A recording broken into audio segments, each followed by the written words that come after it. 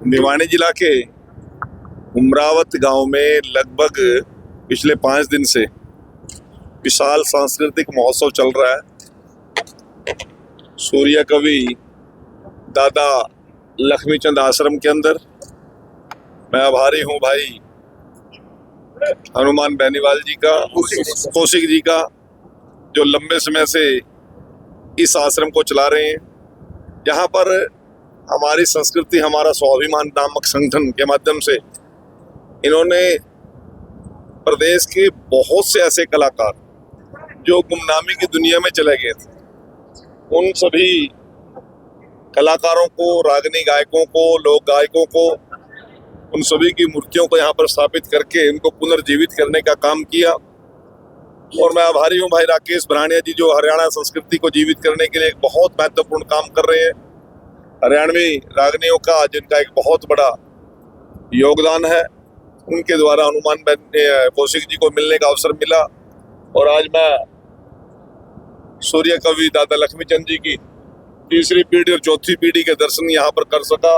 आज सेठ ताराचंद जी की जो रागनी यहाँ पर गाई जा रही है, किस्सा जो यहाँ पर गाया जा रहा है, उसमें मैं लगभग 2-2.25 घंटे से यहाँ पर उपस्थित हूँ। ऐसी कला को जीवंत और जिंदा रखने के लिए ये जो हनुमान कौशिक जी का एक बहुत ही महत्वपूर्ण प्रयास है, उसको आगे बढ़ाने के लिए हरियाणा कला परिषद ने भी अपना योगदान यहाँ पर दिया है।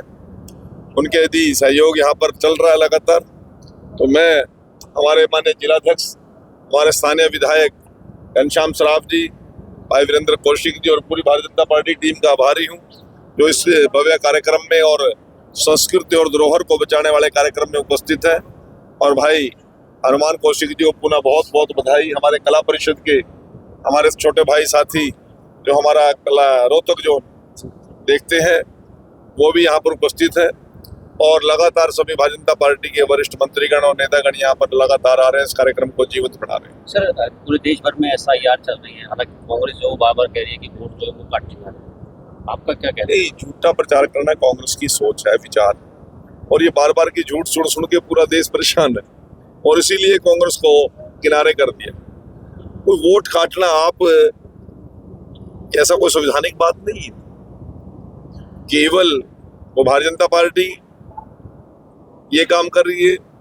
BLO तो JJP ने बनाए हैं, BLA-2 तो कांग्रेस ने बनाए हैं, BLA-2 तो लोकदल ने बनाए हैं, BLA-2 तो आम आदमी पार्टी ने बनाए हैं, और BLA-2 बहुजन समाज पार्टी ने बनाए हैं। तो केवल कि बीजेपी ही बूथ पे जाके वोट बनाने का, वोट डिलीट कराने का काम कर रही है, ऐसा आरोप कांग्रेस का निराधार है।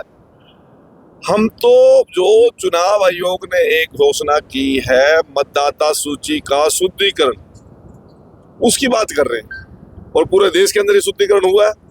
भारतीय जनता पार्टी की सरकार तो पहली बार बनी है जिसके कार्यकाल में शुद्धिकरण हो रहा है। 1957 से लेकर आज तक तो लगातार कांग्रेस का ही राज रहा, जब वोट का शुद्धिकरण हुआ 20 साल पर।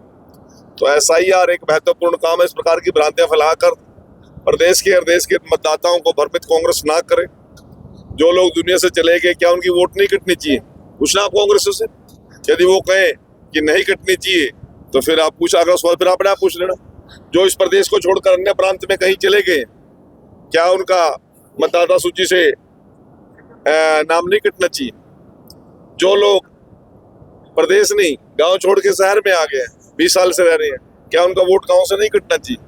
जो बच्चा 18 साल का हुआ है, उसकी वोट नहीं बढ़नी चाहिए? जो बेटी दूसरे गांव से शादी करके दूसरे गांव में आई है, क्या उसका वोट नहीं बढ़ना चाहिए? अब ये कांग्रेस इस पर एक तरफी बात कह के लोगों को भ्रमित करने का काम कर रहे हैं।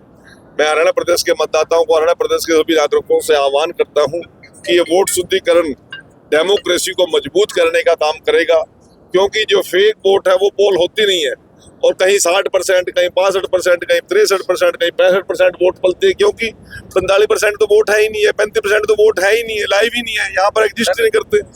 यदि ये वोट का शुद्धिकरण हो जाएगा, जब वोट पोलिंग होगी, तो मतदाताओं का प्रजातंत्र पर विश्वास बढ़ेगा। सर, पूरे देश का जो शिक्षा बजट है, कांग्रेस का ये आरोप है कि उतना ही बजट कोचिंग सेंटर्स का है, उससे अधिक बजट है। इस आरोप पर क्या कहेंगे? देखिए, विपक्ष कोई सरकार की तारीफ करने के लिए तो बना नहीं। और कांग्रेस आज जिस प्रकार की बातें कर रही है, बिना सिर पैर की बातें कर रही है। कहीं का भी आंकड़ा उठाकर कहीं भी जोड़ देंगे। बेरोजगारी का आंकड़ा पता नहीं कहां से लेके आते हैं, और जब विधानसभा में हम उनको आंकड़ों सहित पूरा दिखाते हैं, फिर हम विधानसभा शासन छोड़ के भाग जाते हैं। मांग करेंगे कि विधानसभा सत्र बुलाओ, और विधानसभा सत्र जब बुलाते हैं वहां पर आमने सामने बैठ के बात होती है, मैदान छोड़ के भाग जाते हैं। लोकसभा में के लिए कहा राहुल गांधी ने। मैं राहुल गांधी की बात भी कर रहा हूँ, वो भी नहीं लोकसभा में टिकता, वो भी चले जाते हैं उठ के। अपने अपनी बात क्या कि कांग्रेस का भागना, मैदान छोड़कर भागना रिवाज है। जनता के बीच में जाएंगे नहीं, लोगों के बीच में जाने के लिए प्रतिबंध लगा दिया, कोई विधायक जाएगा नहीं, कोई सांसद जाएगा नहीं, कोई राज्यसभा सांसद जाएगा नहीं। ये किस प्रकार की डेमोक्रेसी में कांग्रेस जी रही है? कांग्रेस क्या आज है, कांग्रेस में कांग्रेस के लोगों का ही उत्पीड़न हो रहा है, उन्हीं लोगों के दम घोटे जा रहे हैं। सर, बड़े स्तर पे जिस प्रकार से अलग अलग दल के बीजेपी में शामिल हो गए, इसको कैसे देखते हैं आप? क्या मानते हैं? देखिए, लोगों में आकर्षण है भारतीय जनता पार्टी के प्रति, नरेंद्र मोदी जी की नीतियों के प्रति लोगों का लगाव है, लोगों का एक विश्वास बना है भारतीय जनता पार्टी और भारतीय जनता पार्टी के नेतृत्व पर। और इसी प्रकार से मैं आप लोगों को एक छोटा सा एग्जाम्पल देना चाहता हूँ। कांग्रेस की किस प्रकार से वो बिना बात के सिर पैर की बात करते हैं, और वो सिर पैर की बात करने के कारण आज क्या स्थिति हुई है। पश्चिम बंगाल के अंदर 48 साल से कांग्रेस नहीं आई, और अभी केवल शायद दो ही विधायक बने हैं। उड़ीसा के अंदर 40 साल से नहीं आई कांग्रेस, तमिलनाडु के अंदर पिछले 57-58 साल से नहीं है। इसी प्रकार से बिहार में 45-46 साल से कांग्रेस नहीं है। उत्तर प्रदेश में भी 50 साल के आसपास हो गया कांग्रेस सरकार बने। दिल्ली के अंदर तो पिछले 20 साल से ना कोई एमएलए ना कोई एमपी है। आज पूरे देश के अंदर कांग्रेस की स्थिति क्या होगी? गुजरात में देख लो आप। सर, शिवसेना और सपा मैं पूरी बात कर लूं, एक बार ये पूरी बात कर लेता हूँ। आज गुजरात के अंदर क्या स्थिति है कांग्रेस की? आज पूरे देश के अंदर कहीं कांग्रेस का बड़े प्रदेशों में नाम लेवा बचा नहीं है।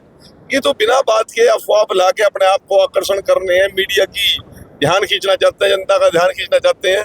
परंतु जब देश के हित की बात आती है तो विदेशी ताकतों के हाथ में जाके खेलते हैं। विदेशी एजेंसियों के साथ इनकी मीटिंग होती है। कनाडा में जाकर तो देश विरोधी लोगों को मिलते हैं, चाइना में जाके देश विरोधी लोगों से मिलेंगे, अमेरिका में जाकर जिन एजेंसियों से राहुल जी मिलते हैं, किसी छुपे बातें थोड़ी है। इन लोगों का डेमोक्रेसी में और भारत की एकता और अखंडता का विश्वास नहीं है। ये लोग देश को भ्रामक प्रचार के माध्यम से तोड़ना चाहते हैं। कभी जैन जी की बात करेंगे, कभी नेपाल का उदाहरण देंगे, अफगानिस्तान का उदाहरण देंगे, परंतु देश का मतदाता, देश की जनता का विश्वास डेमोक्रेसी के ऊपर है, देश के प्रधानमंत्री पर है और भारतीय जनता पार्टी। राज्यसभा में मेजोरिटी कब तक ले पाएंगे सर? जिस प्रकार से शिवसेना की बात आ रही है, सपा की बात है, क्या राज्यसभा में मेजोरिटी तक पहुंच पाएंगे? बिल्कुल पहुंचेंगे, क्यों नहीं पहुंचेंगे। सर, कांग्रेस पार्टी जो है वो प्रकार से आगे बढ़ रही है। सर, G7 में अभी मोदी जी गए थे, सर क्या मानते हो, क्या हमें प्राप्ति हुई है, देश को क्या मिला? देखिए, देश के प्रधानमंत्री जी यदि विदेश दौरा करते हैं तो एक महत्वपूर्ण बात होती है, और हमेशा कुछ लेने की बात और देने की बात नहीं होती। देश की प्रेजेंटेशन के माध्यम से, देश के नेतृत्व के माध्यम से भी जब देश रिप्रेजेंट करता है, वो बहुत बड़ी सम्मान की बात होती है। आज आपके नेता को पूरी दुनिया मानती है, पूरा दुनिया का नेतृत्व मानता है, और ऐसा कद और पद और ऐसा स्तर आपके देश के प्रधानमंत्री का बड़ा है। सर, पेपर लीक के मामले में सर